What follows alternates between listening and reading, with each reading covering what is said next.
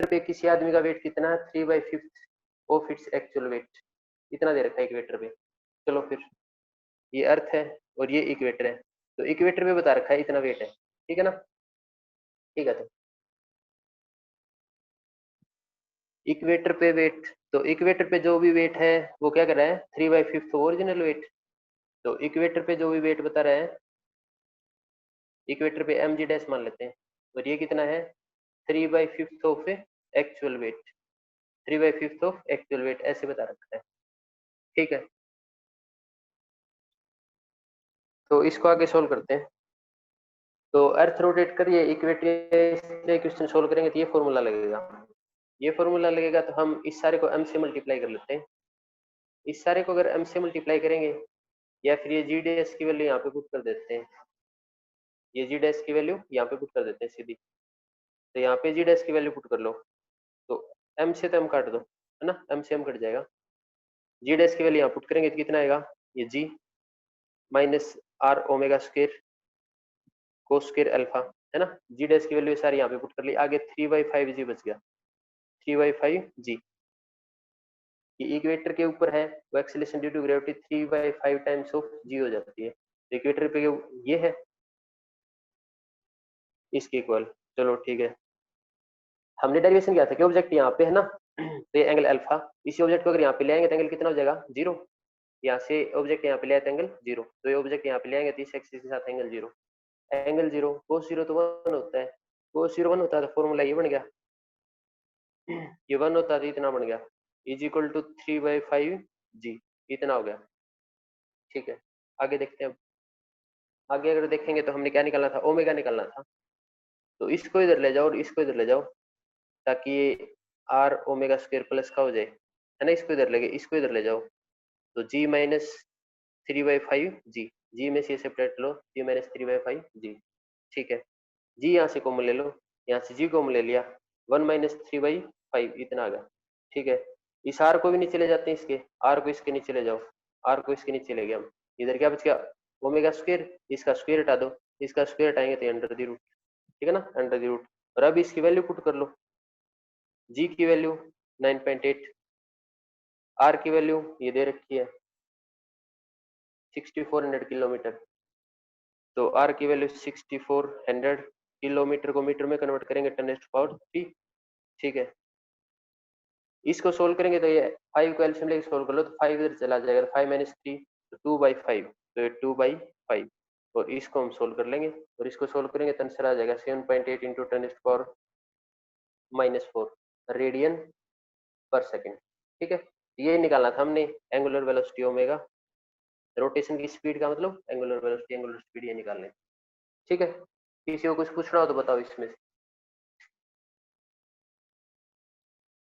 चलो फिर आगे पढ़ते हैं नेक्स्ट टॉपिक। वीडियो ऑन है सभी का, सभी एक्टिव है।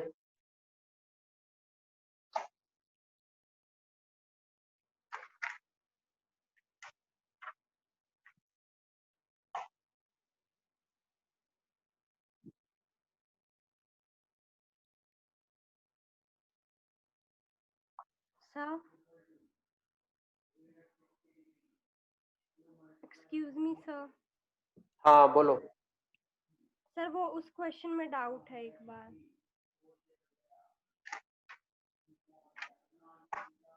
इसी में यस सर। सर यहाँ पर हमने एम जी डैश लिया, और सर वो वाला यस, ऊपर फॉर्मूले में भी जी डैश था, तो हमें ये कैसे पता चलेगा कि हमको यहाँ पर भी जी डैश लेना है, ताकि हम उसमें वैल्यू पुट कर सकें इसकी जी डैश की।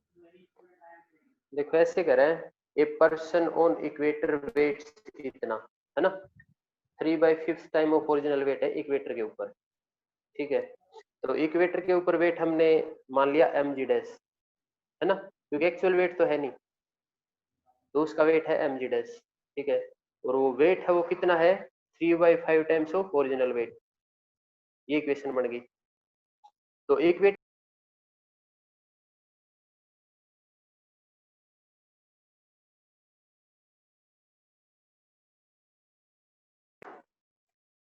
देखो, इक्वेटर के ऊपर उसका वेट इतना है, तो एक्चुअल वेट तो है नहीं, फिर एक्चुअल वेट नहीं है, मास को तो कहीं पे भी ले जाओ, मास तो उतना ही रहेगा, तो मास तो उतना ही रहेगा, जी की वैल्यू में चेंज आएगी, जी की वैल्यू में। और जी की वैल्यू इक्वेटर पे कितनी है, जी डैश, जी की वैल्यू इक्वेटर पे कितनी है, जी डैश। जी डैश कैसे पता लग गया, हमने यहाँ पे निकाल लिया जी की वैल्यू, और यहाँ पे निकाल ली है, तो जी की वैल्यू हमारी ये आई, ये वैल्यू आई। अगर यहाँ पे कोई ऑब्जेक्ट है उस पे एक्सेलरेशन ड्यू टू ग्रेविटी इतनी लगेगी। इस ऑब्जेक्ट को अगर हम पोल पे ले जाएं, पोल पे ले जाएंगे तो ये एंगल है, ये पोल पे ले जाएंगे तो ऐसे 90 डिग्री बनेगा, तो यहाँ पे 90 पुट कर देंगे, तो यही वैल्यू पोल पे हो जाएगी। अगर इसी ऑब्जेक्ट को इक्वेटर पे ले जाते हैं, इक्वेटर पे ले जाएंगे तो इस ऑब्जेक्ट को यहाँ पे ले जाओ तो ये एंगल जीरो हो जाएगा, तो यहाँ पे एंगल जीरो पुट कर देंगे, तो यही वैल्यू इक्वेटर पे हो जाएगी। तो इसका मतलब एक्चुअल वैल्यू जी की अगर ये नहीं है, तो एक्चुअल वैल्यू अगर नहीं है तो वो वैल्यू हमने एंगल के साथ निकाल रखी है, इक्वेटर पे निकालनी है, तो इसी के अंदर ये एंगल जीरो पुट कर दो, तो ये वैल्यू इक्वेटर पे आ जाएगी। तो ये वेट इक्वेटर पे था, तो इक्वेटर वाले एक्सेलरेशन ड्यू टू ग्रेविटी यहाँ पे पुट करनी है। इक्वेटर पे एक्सेलरेशन ड्यू टू ग्रेविटी कितनी होती है, जब अर्थ रोटेट करती है उसके रिस्पेक्ट में ये होती है ना। यहाँ पे एंगल पुट पुट कर दो इक्वेटर के हिसाब से, इसका मतलब इस ऑब्जेक्ट को यहाँ पे लेके आना तो जीरो पुट कर दो, तो इसी जी डैश के अंदर मैंने यहाँ पे जीरो पुट कर दिया था, तो cos 0 1 होता है, इसलिए यूज कर लिया इसकी जगह। ठीक है, देखो फिर आगे नेक्स्ट पढ़ते हैं, gravitational field intensity.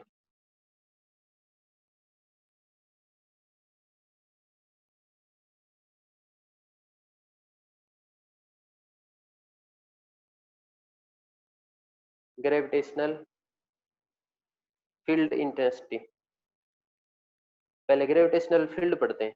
Gravitational field क्या होता है, ग्रेविटेशनल फील्ड, तो ग्रेविटेशनल फील्ड ये है, जैसे अर्थ है, अर्थ है, फील्ड का मतलब होता है स्पेस, स्पेस या जगह, है ना। तो अर्थ के चारों तरफ कितना स्पेस है जिसके अंदर इसका फोर्स ऑफ अट्रैक्शन है, क्योंकि हम ऐसे पढ़ रहे थे कि अर्थ की एक्सेलरेशन ड्यू टू ग्रेविटी ऊपर जाएंगे ना तो कम होती जाएगी, है ना, ऊपर, और कम होती जाएगी तो अट्रैक्शन भी कम होता जाएगा। चारों तरफ कितने एरिया में इसका अट्रैक्शन है, कितनी स्पेस में इसका अट्रैक्शन है, इसी को क्या कहते हैं, ग्रेविटेशनल फील्ड। तो ग्रेविटेशनल फील्ड क्या है, it is space around earth, space around earth in which it's gravitational force effect, कि ये वो स्पेस है अर्थ के चारों तरफ जहाँ पे इसका ग्रेविटेशनल फोर्स है वो इफेक्ट डालता है, इफेक्ट का मतलब दूसरे को के ऊपर फोर्स ऑफ अट्रैक्शन लगाता है। ठीक है, तो ग्रेविटेशनल फील्ड क्या होगा, space around earth in which effect of earth of gravity can be held, जहाँ पे हम इसका इफेक्ट फील कर सके, तो ऐसा कितना जगह उसको ग्रेविटेशनल फील्ड कहते हैं। नेक्स्ट है gravitational field intensity, gravitational field intensity, तो ग्रेविटेशनल फील्ड इंटेंसिटी पढ़ने जा रहे हैं हम नेक्स्ट। देखो ग्रेविटेशनल फील्ड इंटेंसिटी क्या है, ग्रेविटेशनल फील्ड इंटेंसिटी को ई से डिनोट करते हैं, और ग्रेविटेशनल फील्ड इंटेंसिटी है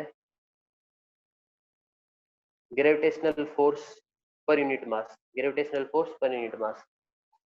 इसका मतलब इसके अंदर कोई भी यूनिट मास आ गया ना, कोई भी यूनिट मास आ गया, यूनिट मास, तो अर्थ का ग्रेविटेशनल फोर्स या फिर किसी और चीज का ग्रेविटेशनल फोर्स इसके ऊपर कितना फोर्स लगाता है, यूनिट मास के ऊपर कितना फोर्स लगाता है, इसी को क्या कहते हैं, ग्रेविटेशनल फील्ड इंटेंसिटी। तो ग्रेविटेशनल फील्ड इंटेंसिटी क्या है, force per unit mass, unit mass के ऊपर ग्रेविटी का कितना फोर्स लग रहा है उसी को क्या कहते हैं, ग्रेविटेशनल फील्ड इंटेंसिटी।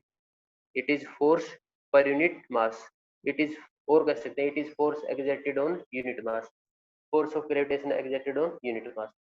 ठीक है, इसकी अगर यूनिट बनाना चाहो तो यूनिट भी बना सकते हो, है ना। ये फोर्स कौन में मास है ना, तो फोर्स की यूनिट न्यूटन, तो नीचे मास है तो मास के नीचे किलोग्राम, किलोग्राम को ऊपर लगे, ठीक है, न्यूटन पर किलोग्राम। ठीक है, तो ये डेफिनेशन है और ये बेसिक फॉर्मूले है। इस फॉर्मूले से हम एक और फॉर्मूला बना सकते हैं। देखो यहाँ पे मान लो मास रखा है और अर्थ का मास तो सेंटर पे, इफेक्ट सेंटर पे, इनके बीच का डिस्टेंस आर है, इनके बीच का डिस्टेंस आर, ठीक है।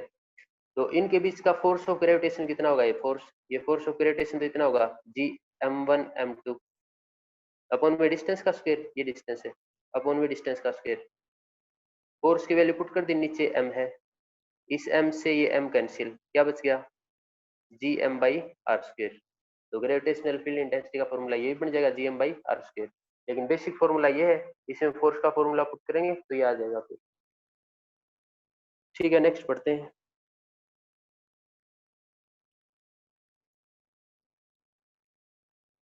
Gravitational potential. ग्रेविटेशनल पोटेंशियल देखो तो ग्रेविटेशनल पोटेंशियल क्या है। ग्रेविटेशनल पोटेंशियल को वी से डिनोट करते हैं। ग्रेविटेशनल पोटेंशियल को वी से डिनोट करते हैं। और ग्रेविटेशनल पोटेंशियल होता है work done per unit mass. Work done per unit mass. तो ये कौन सा वर्क डन है अभी देखते हैं। तो ये वर्क डन ये है, जैसे ये अर्थ है और कोई ऑब्जेक्ट है इन्फिनिटी पे। इन्फिनिटी का मतलब ऐसे पॉइंट पे जहाँ पे हमें उसकी लोकेशन नहीं पता हो। ठीक है, ऐसे पॉइंट पे है एक ऑब्जेक्ट। इस ऑब्जेक्ट को हमने यहाँ पे लेके आना है इस पॉइंट पे, और ये पॉइंट अर्थ के ग्रेविटेशनल फील्ड में है। ये पॉइंट अर्थ के ग्रेविटेशनल फील्ड में। ग्रेविटेशनल फील्ड का मतलब यहाँ पे अर्थ का फोर्स ऑफ अट्रैक्शन लग रहा है इतने एरिया में, सारे एरिया में। तो इस पॉइंट पे अगर हमने इस ऑब्जेक्ट को लेके आना है, इस ऑब्जेक्ट को, तो इस ऑब्जेक्ट को अगर हम यहाँ पे लेके आएंगे, तो इस ऑब्जेक्ट को यहाँ पर लेके आने में हम कितना वर्क डन करेंगे, इन्फिनिटी से यहाँ तक लेके आने में जितना वर्क डन करेंगे इस यूनिट मास पे, तो work done per unit mass, इसी को क्या कहते हैं, पोटेंशियल। तो इस अर्थ का यहाँ पे पोटेंशियल कितना है, इस अर्थ का यहाँ पे पोटेंशियल कितना है, इसका ग्रेविटेशनल यहाँ पे पोटेंशियल कितना है, इसका यहाँ पे उतना पोटेंशियल है जितना हम एक यूनिट मास को यहाँ से यहाँ तक लेके आने में वर्क डन करेंगे, उतना ही इस अर्थ का यहाँ पे पोटेंशियल है। ठीक है, तो चलो देखो फिर। इन्फिनिटी नाम क्यों दिया, इन्फिनिटी नाम इसलिए दे दिया क्योंकि हमसे कोई पूछ ले कि यहाँ से लेके आओ फिर कितना वर्क डन होगा, फिर पूछ लिया यहाँ से लेके आओ फिर कितना वर्क डन होगा, फिर पूछ लिया यहाँ से लेके आओ कितना वर्क डन होगा, तो ये अलग अलग लोकेशन होगी, कोई एक तो कह नहीं सकते, और एक नहीं कह सकते तो अनडिफाइंड है कि पार्टिकल कहीं पर भी हो सकता है। चलो ठीक है फिर। तो ये था potential, work done per unit mass against gravitational force. इसका जो ग्रेविटेशनल फोर्स है ना, उसके अगेंस्ट में कितना वर्क डन करेंगे। तो ग्रेविटेशनल फोर्स तो इसको इस तरफ खींचेगा, है ना, इसको इस तरफ खींचेगा, और हम इस पे अपोजिट डायरेक्शन में फोर्स लगाएंगे। हमारे हाथ में है ये ऑब्जेक्ट, तो अर्थ का ग्रेविटेशनल फोर्स तो इधर खींचेगा, और हम छोड़ देंगे तो इधर चला भी जाएगा, लेकिन हम छोड़ नहीं रहे, हमने पकड़ रखा है। तो पकड़ रखा तो हम इसके अपोजिट में फोर्स लगा रखा हमने, हाथ में पकड़ के और फिर इधर लेके आ रहे हैं, तो हाथ में पकड़ के या फिर इसके अपोजिट फोर्स लगा के इधर लेके आ रहे हैं। तो अपोजिट ग्रेविटेशनल फील्ड के अपोजिट हम कितना वर्क डन कर रहे हैं, ये है ग्रेविटेशनल पोटेंशियल। तो ग्रेविटेशनल पोटेंशियल क्या है, it is work done in carrying a unit mass from infinity to the given point against gravitational force of earth। तो ये फॉर्मूला बन गया। इसको भी अब हम आगे इस तरह का फॉर्मूला बना सकते हैं। बेसिक फॉर्मूला ये था ना, तो इससे एक फॉर्मूला ड्राइव किया था, ऐसे बेसिक फॉर्मूला ये है, इससे एक फॉर्मूला ड्राइव कर लेते हैं। चलो करते हैं फिर। अर्थ का सेंटर यहाँ पे है, तो अर्थ के पूरे मास का इफेक्ट यहाँ पे है, और इस मास को हम ले आए यहाँ पे, तो इस मास को हम ले आए यहाँ पे। ठीक है, इन दोनों के बीच का डिस्टेंस ये है स्मॉल आर, इन दोनों के बीच का डिस्टेंस स्मॉल आर। ठीक है, तो चलो एक इनसे फॉर्मूला बनाते हैं। वर्क डन क्या होता है, फोर्स इंटू में डिस्प्लेसमेंट। वर्क डन है फोर्स इंटू में डिस्प्लेसमेंट अपन में मास। फोर्स यहाँ पे ऑब्जेक्ट ले आए, तो इन दोनों के बीच में फोर्स कितना है, इन दोनों के बीच में फोर्स कितना, जी m1 m2, ये कैपिटल एम है, ये स्मॉल एम है, और अपन में डिस्टेंस का स्क्वायर, तो ये डिस्टेंस का स्क्वायर, तो फोर्स होगा जी m1 m2 by R square. साथ में एक आर है, नीचे एक एम भी है। ठीक है, तो पोटेंशियल था work done by mass, work done है फोर्स इनटू में डिस्प्लेसमेंट अपॉन में m, फोर्स होता है G m1 m2 by R square. ये r और m as it is put कर दिए, r से का r कैंसिल हो जाएगा, m से का m कैंसिल हो जाएगा, gm बाई r बच गया। तो पोटेंशियल कितना बच गया, अर्थ का gravitational potential gm by r। तो ये मैंने एक बेसिक सा फॉर्मूला बता दिया, बाकी इसका डेरिवेशन होता है, डेरिवेशन करके निकालेंगे अर्थ का पोटेंशियल। ठीक है, तो ये बेसिक फॉर्मूला बता दिया कि डेरिवेशन करके निकालेंगे तो भी रिजल्ट यही आएगा। इस कॉन्सेप्ट से है कि वर्क डन होता है फोर्स इंटू में डिस्प्लेसमेंट अपन में मास, तो फोर्स के अंदर भी आर स्क्वायर होता है, तो आर से आर कट जाएगा, मास से मास कट जाएगा, तो जी एम बाई आर। ये कैपिटल एम है, कैपिटल एम का मतलब मास ऑफ अर्थ। आर क्या है, आर वो डिस्टेंस है अर्थ के सेंटर से जहाँ पे ऑब्जेक्ट हमने लेके आना है। मान लो इस पॉइंट पे लेके आना तो ये डिस्टेंस, और इस पॉइंट पे लेके आना हो तो ये डिस्टेंस। ठीक है, ये था ग्रेविटेशनल पोटेंशियल।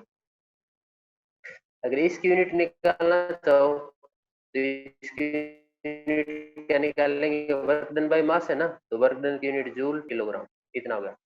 ठीक है, नेक्स्ट पढ़ते हैं, ग्रेविटेशनल पोटेंशियल एनर्जी। और हमने वर्क पावर एनर्जी चैप्टर पढ़ा था ना, वहां पे पढ़ा था ग्रेविटेशनल पोटेंशियल एनर्जी। तो वर्क पावर एनर्जी चैप्टर पढ़ा, वहां पे मैंने बताया था कि पोटेंशियल एनर्जी 3 टाइप की होती है, उनमें एक टाइप ये भी था, ग्रेविटेशनल पोटेंशियल एनर्जी। चलो देखते हैं फिर, ग्रेविटेशनल पोटेंशियल क्या है, work done per unit mass को लेकर हम कितना वर्क डन करेंगे, वो है gravitational potential. Gravitational potential energy क्या है, ग्रेविटेशनल पोटेंशियल एनर्जी को यू से डिनोट करते हैं, और ये होता है वर्क डन। उसमें हम कह रहे थे यूनिट मास को लेकर हम कितना वर्क डन करेंगे, और यहाँ पे टोटल मास को लेकर हम कितना वर्क डन करेंगे, तो पूरे मास का वर्क डन है। चलो ठीक है, फिर आगे देखते हैं। तो ये अर्थ है, अर्थ का ये ग्रेविटेशनल फील्ड है।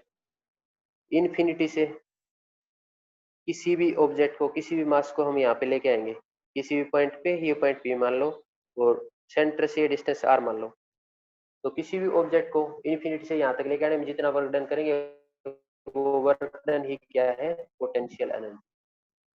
अगर हम ये कहें कि यहाँ से यूनिट मास को यहाँ तक लेके आने में करेंगे, ये मास तो बड़ा है, लेकिन हम इसका एक यूनिट मास लेके आएंगे, यूनिट मास को लेके आने में वर्क डन करेंगे, उसको ग्रेविटेशनल पोटेंशियल कहते हैं। और पूरे ऑब्जेक्ट को या टोटल मास को लेके आएंगे, उसके वर्क डन को क्या कहते हैं, ग्रेविटेशनल पोटेंशियल एनर्जी। ठीक है, अब देखो, इसको हम सोल्व करके इस तरह से फॉर्मूला बना सकते हैं। वैसे तो जब हमने ग्रेविटेशनल पोटेंशियल एनर्जी पीछे पढ़ा था वर्क पावर एनर्जी में, वहां पे इसका फॉर्मूला आया था mgh। तो ग्रेविटेशनल कांस्टेंट और इस टर्म में क्या फॉर्मूला आएगा, अभी देखते हैं इस टर्म में क्या फॉर्मूला आएगा। ऊपर जो सोल्व किया था ना, उसी तरह से सोल्व कर लेंगे इसको, इस तरह से। ये था वर्क डन, वर्क डन होता फोर्स इनटू में डिस्प्लेसमेंट, तो इसी कॉन्सेप्ट से सोल्व कर लेंगे। चलो सोल्व करते हैं फिर इसी कॉन्सेप्ट से। तो वर्क डन क्या होता है, फोर्स इनटू में डिस्प्लेसमेंट। चलो ठीक है, फोर्स यहाँ पे पॉइंट हम यहाँ पे ले आए थे, इन दोनों के बीच का force G m1 m2 by R square, और आगे डिस्प्लेसमेंट है, आर से आर कट गया, क्या आंसर आ गया, G M by R, R से आर कट गया, नीचे आर बच गया। तो ये था potential energy, gravitational potential energy का फॉर्मूला है जी एम बाई आर। वैसे बेसिक फॉर्मूला याद रखना कि पोटेंशियल एनर्जी वर्क डन की इक्वल है, वर्क डन फिर ये होता है, फोर्स का फॉर्मूला ग्रेविटी वाला ये है, तो ये G M by R. Gravitational potential क्या है, वर्क डन बाय मास, तो इसका फॉर्मूला सोल्व हो जाएगा जी एम बाई आर। और ग्रेविटेशनल फील्ड इंटेंसिटी क्या है, फोर्स पर यूनिट मास, तो इस फोर्स में जो भी मास आएगा उसमें से एक मास कट जाएगा, तो G M by R square. तो फॉर्मूले याद रखने बेसिक, उससे ये फॉर्मूला बन जाएगा और यूनिट भी बन जाएंगे। तो ग्रेविटेशनल फील्ड इंटेंसिटी है फोर्स पर मास, ग्रेविटेशनल पोटेंशियल है वर्क डन बाय मास, और ग्रेविटेशनल पोटेंशियल एनर्जी है वर्क डन की इक्वल। ठीक है, तो यहाँ तक किसी को कुछ पूछना हो तो बताओ।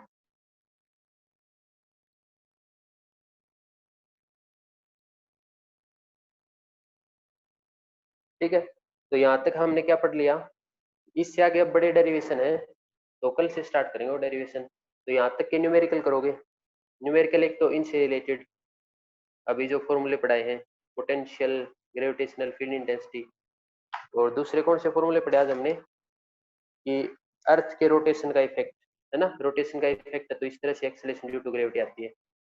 तो variation in acceleration due to gravity due to latitude, latitude का मतलब या इक्वेटर से किसी भी एंगल के साथ जाएंगे तो क्या आंसर आएगा।